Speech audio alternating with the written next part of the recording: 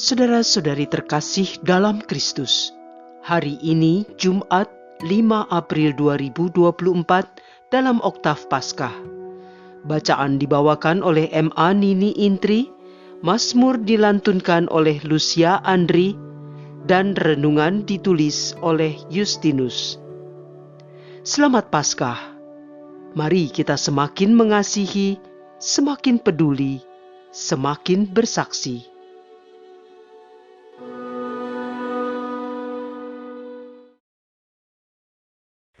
Dalam nama Bapa dan Putra dan Roh Kudus. Amin.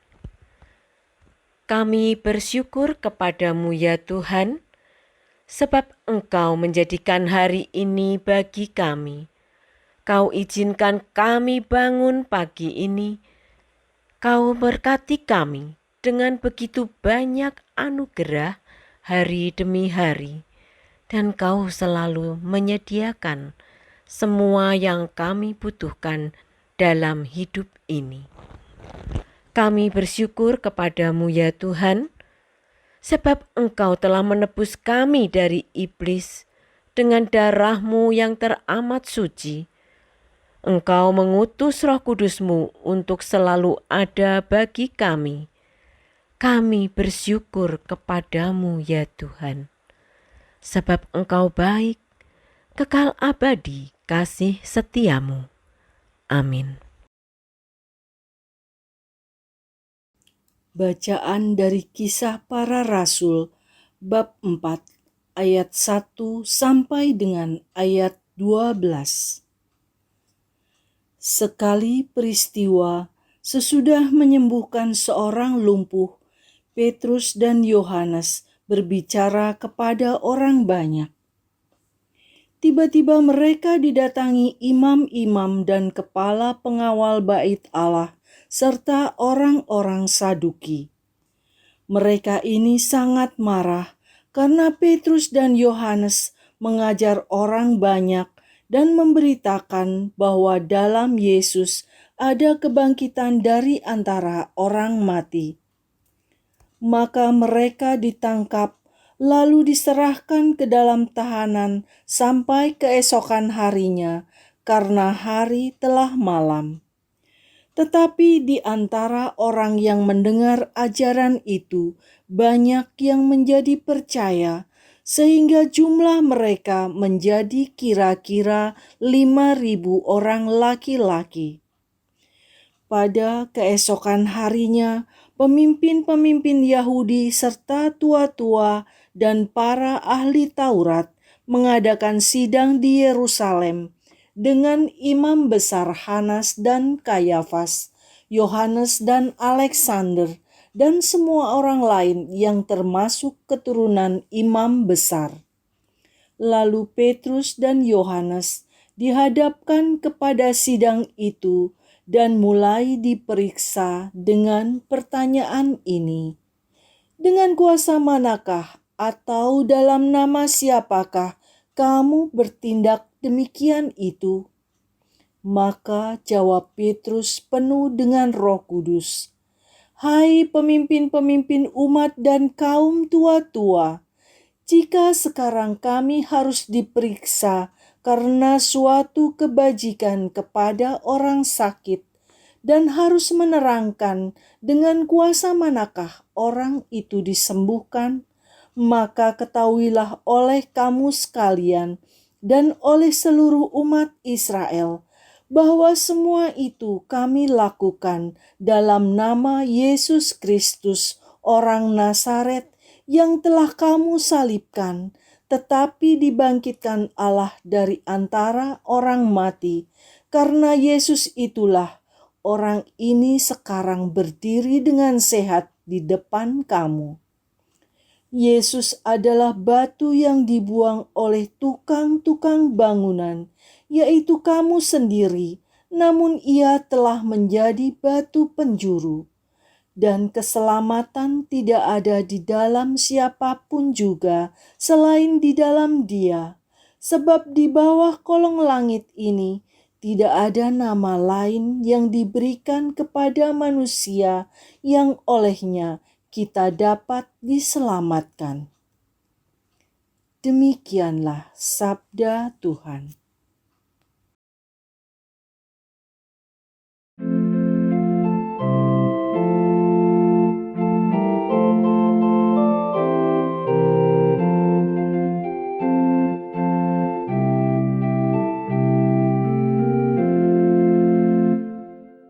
Batu yang dibuang oleh tukang-tukang bangunan telah menjadi batu penjuru.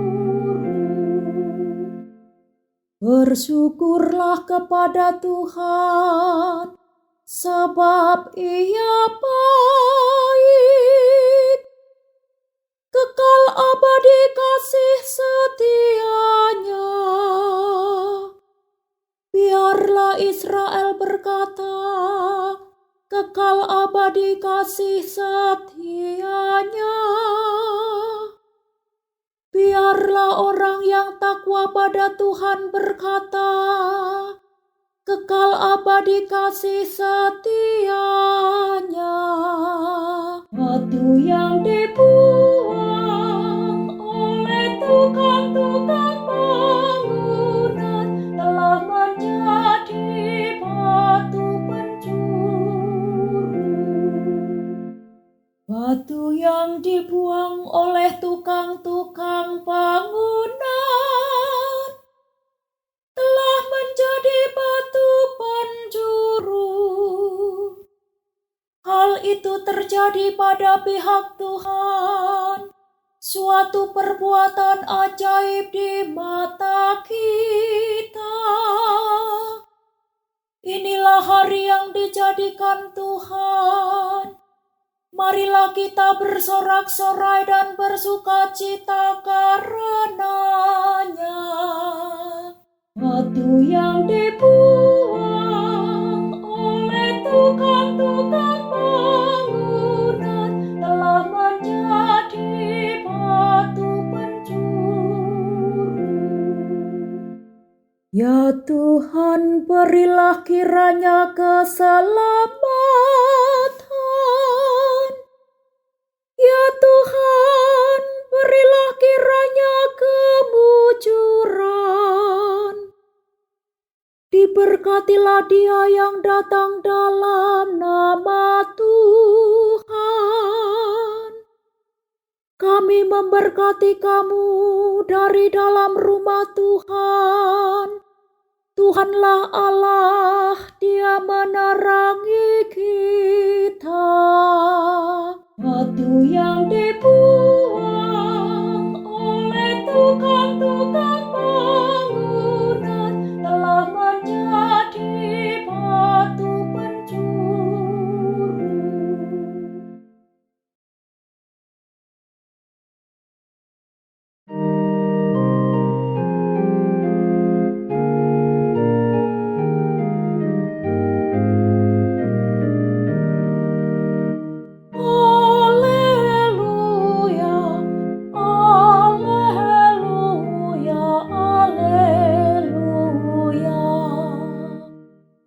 Inilah hari yang dijadikan Tuhan. Marilah kita bersorak-sorai dan bersukacita karenanya. Haleluya, haleluya, haleluya.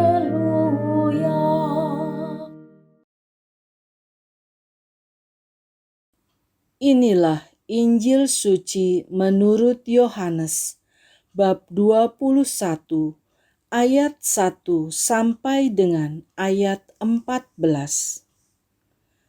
Sesudah bangkit dari antara orang mati, Yesus menampakkan diri kepada murid-muridnya di pantai Danau Tiberias. Ia menampakkan diri sebagai berikut. Di pantai itu berkumpul Simon Petrus, Thomas yang disebut Didimus, Natanael dari Kana yang di Galilea, anak-anak Zebedeus, dan 2 orang murid Yesus yang lain. Kata Simon Petrus kepada mereka, "Aku pergi menangkap ikan." Kata mereka kepadanya, "Kami pergi juga dengan engkau." Mereka berangkat lalu naik ke perahu, tetapi malam itu mereka tidak menangkap apa-apa. Ketika hari mulai siang, Yesus berdiri di pantai. Akan tetapi murid-murid itu tidak tahu bahwa itu adalah Yesus. Kata Yesus kepada mereka, "Hai anak-anak, adakah kamu mempunyai lauk pauk?" Jawab mereka, "Tidak ada." Maka kata Yesus kepada mereka, "Tebarkanlah jalamu di sebelah kanan perahu, maka akan kamu peroleh." Lalu mereka menebarkannya, dan mereka tidak dapat menariknya lagi karena banyaknya ikan. Maka murid yang dikasihi Yesus berkata kepada Petrus, "Itu Tuhan." Ketika Petrus mendengar bahwa itu adalah Tuhan, maka ia mengenakan pakaiannya, sebab ia tidak berpakaian, lalu terjun ke dalam danau. Murid-murid yang lain datang dengan perahu karena mereka tidak jauh dari darat, hanya kira-kira 200 hasta saja, dan mereka menghela jala yang penuh ikan itu. Ketika tiba di darat, mereka melihat ada api arang dan di atasnya ada ikan serta roti. Kata Yesus kepada mereka, "Bawalah beberapa ikan yang baru kamu angkat itu." Simon Petrus naik ke perahu, lalu menghela jala itu ke darat, penuh ikan-ikan besar. 153 ekor banyaknya, dan sungguh pun sebanyak itu ikannya, jala tidak koyak. Kata Yesus kepada mereka, "Marilah dan sarapanlah." Tidak ada di antara murid-murid itu yang berani bertanya kepadanya, "Siapakah engkau?"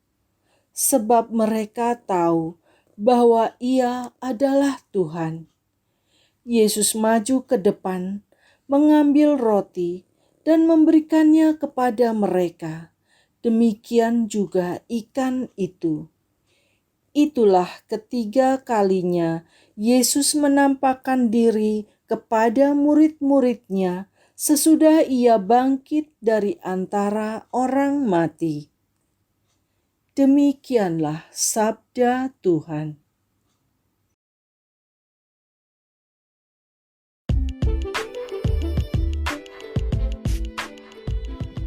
Ikan, penjala ikan, dan penjala manusia. Renungan dibawakan oleh Sirila Cahyoyanti.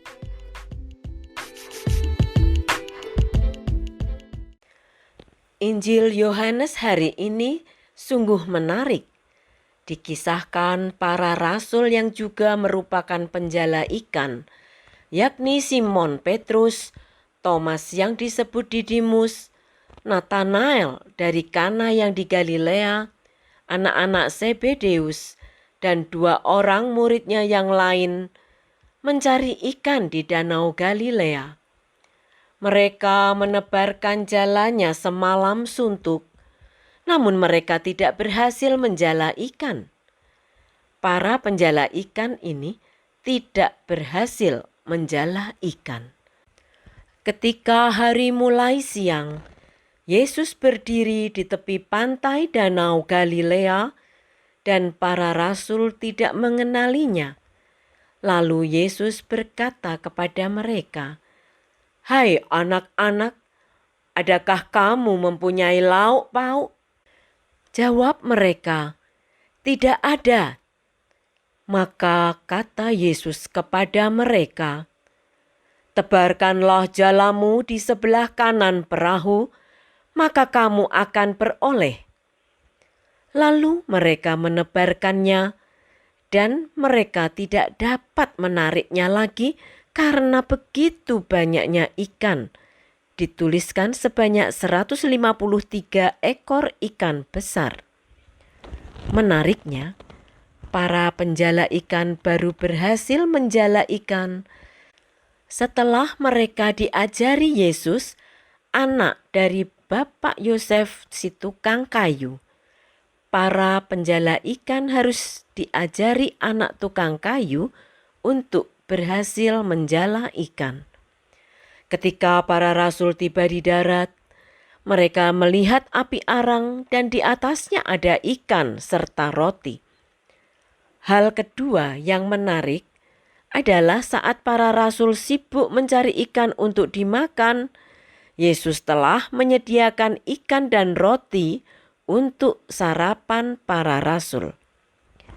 Kedua hal menarik di atas memberi pesan bahwa Yesus adalah Tuhan yang berkuasa atas ciptaannya dan Tuhan yang menyediakan segala sesuatu yang diperlukan oleh manusia. Injil Yohanes hari ini juga menyatakan dua simbol yang kerap digunakan gereja sejak abad perdana. Simbol pertama yakni ikan. Kita sering melihat gambar simbol ikan dalam arsitektur dan dekorasi gereja serta benda-benda lain dalam lingkungan gereja. Lalu, apakah arti simbol ikan ini? Kata ikan merujuk pada kata iktis dari bahasa Yunani yang juga merupakan singkatan dari iota, huruf pertama dari Yesus, ich, huruf pertama dari kata Kristos, Christ. Theta, huruf pertama dari Theo, God. Upsilon, Y, huruf pertama dari Haios, Sun. Sigma, S, huruf pertama dari Soter, Savior. Sehingga dapat dibaca sebagai Yesus Kristus, Putra Allah, Juru Selamat. Ikan juga lekat pada kehidupan penjala ikan, fisherman, yang kemudian menjadi penjala manusia, fishers of men. Simbol kedua adalah bilangan 153. Santo Yerome, seorang sarjana pada masa awal kekristenan, mempopulerkan pandangan bahwa 153 ikan mewakili jumlah spesies ikan yang dikenal di Danau Galilea pada waktu itu. Interpretasi ini menekankan misi universal para rasul untuk menyebarkan Injil kepada semua orang tanpa memandang latar belakang atau etnis mereka. Pemahaman saya akan kedua simbol ini, Yesus Kristus Putra Allah, Juru Selamat, memberi misi kepada gereja umatnya untuk menjadi penjala manusia dengan mewartakan Injil kepada semua orang tanpa memandang latar belakang atau etnis mereka. Dalam kisah para rasul hari ini, Santo Petrus dan Santo Yohanes melaksanakan misi dari Tuhan Yesus dengan mewartakan Injil di Bait Allah bahwa dalam Yesus ada kebangkitan dari antara orang mati. Mereka juga menyembuhkan seorang lumpuh. Misi pewartaan Injil merupakan misi yang beresiko. Dikisahkan, Santo Petrus dan Santo Yohanes didatangi imam-imam dan kepala pengawal Bait Allah, lalu mereka ditangkap dan dijebloskan ke dalam tahanan sampai keesokan harinya karena hari telah malam. Keesokan harinya, Santo Petrus dan Santo Yohanes dibawa ke persidangan di Yerusalem dan diadili oleh pemimpin-pemimpin Yahudi serta tua-tua dan para ahli Taurat, imam besar, Hanas dan Kayafas, Yohanes dan Alexander, dan semua orang keturunan imam besar. Santo Petrus dan Santo Yohanes mulai diperiksa dengan pertanyaan ini. Dengan kuasa manakah dan dalam nama siapakah kamu bertindak demikian itu? Santo Petrus menjawab dengan penuh Roh Kudus. Hai pemimpin-pemimpin umat dan kaum tua-tua, jika sekarang kami harus diperiksa karena suatu kebajikan kepada seorang sakit, dan harus menerangkan dengan kuasa manakah orang itu disembuhkan, maka ketahuilah oleh kamu sekalian dan oleh seluruh umat Israel bahwa semua itu kami lakukan dalam nama Yesus Kristus orang Nazaret yang telah kamu salibkan, tetapi dibangkitkan Allah dari antara orang mati. Karena Yesus itulah orang ini berdiri dengan sehat sekarang di depan kamu. Yesus adalah batu yang dibuang oleh tukang-tukang bangunan, yaitu kamu sendiri. Namun ia telah menjadi batu penjuru. Dan keselamatan tidak ada di dalam siapapun juga selain di dalam Dia. Sebab di bawah kolong langit ini tidak ada nama lain yang diberikan kepada manusia yang olehnya kita dapat diselamatkan. Dari kisah pengalaman Santo Petrus dan Santo Yohanes ini, saya memahami bahwa melaksanakan misi pewartaan Injil merupakan pekerjaan yang berisiko, khususnya mewartakan Injil kepada mereka yang belum pernah atau tidak percaya akan Injil Tuhan Yesus Kristus.